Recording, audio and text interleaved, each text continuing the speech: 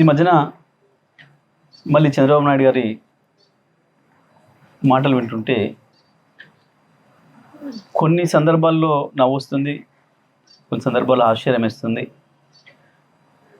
ఎందుకులే ఎందుకు వదిలేద్దాంలేమని చెప్పి అనుకుంటే కూడా కొన్ని సందర్భాల్లో ఎందుకో తప్పకుండా మాట్లాడాల్సిన అవసరం ఉందని అనిపిస్తూ ఉంది. చంద్రబాబు నాయుడు వాస్తవానికి ఏది ఊరికనే మాట్లాడాడు, దాని వెనకాల ఏదో ఉంటుంది. తెలంగాణకు సంబంధించి, హైదరాబాద్ అభివృద్ధికి సంబంధించి చంద్రబాబు మాట్లాడే మాటలు చాలా హాస్యాస్పదంగా ఉంటాయి. కానీ దాంట్లో ఏదో మోసపూరితమైన విషయాలు కూడా ఉంటాయి.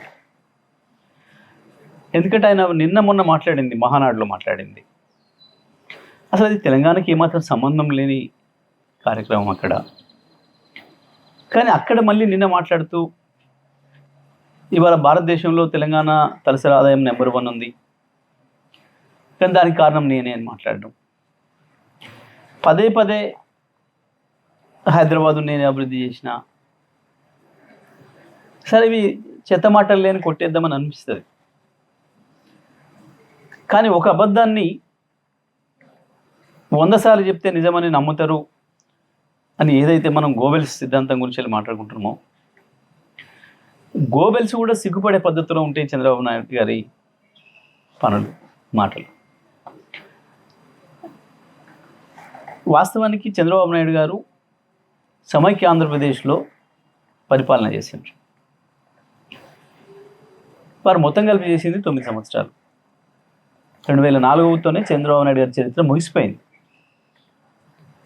సరే, వారంటే సీనియర్ నాయకుడిగా గౌరవం ఉంటుంది, అది వేరే విషయం.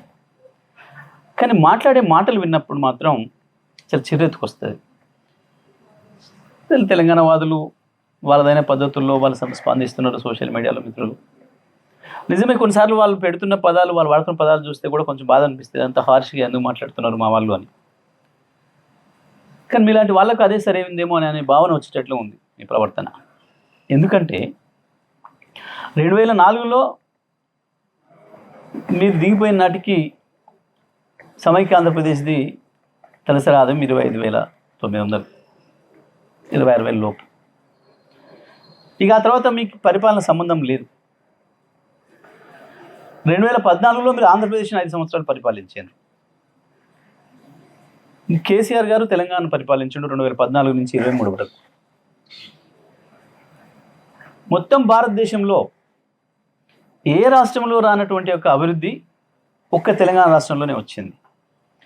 ఈ రంగం ఆ రంగం అని కాదు, ప్రతి రంగంలో అభివృద్ధిలో ఆకాశంలో దూసుకుపోయింది తెలంగాణ.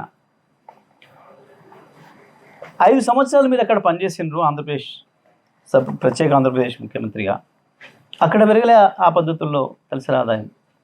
ఒక తెలంగాణనే సమైక్య ఆంధ్రప్రదేశ్ విడిపడ్డ నాడు కేవలం 1,12,000 తలసరి ఆదాయం ఉంటే ఇవాళ 3,60,60,000 వచ్చింది, 3,70,000 వచ్చింది దాదాపు.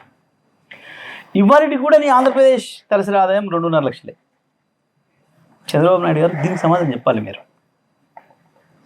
నిజంగా మీ పరిపాలన అంత గొప్పదే అయితే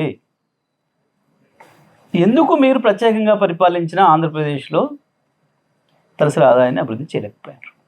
ఆంధ్రప్రదేశ్ మీద మీకు ప్రేమ లేకన్నా, ఎందుకు లేదు 4 రోజులు ఉండి వాడుకొని పారేసే రాష్ట్రం కదా, మళ్ళీ ఎట్లాగా హైదరాబాద్లోనే వచ్చి డెవలప్ అయ్యి హైదరాబాద్లో కదా ఉండేది అన్న భావనతోనే ఏమనుకోవాలి మిమ్మల్ని?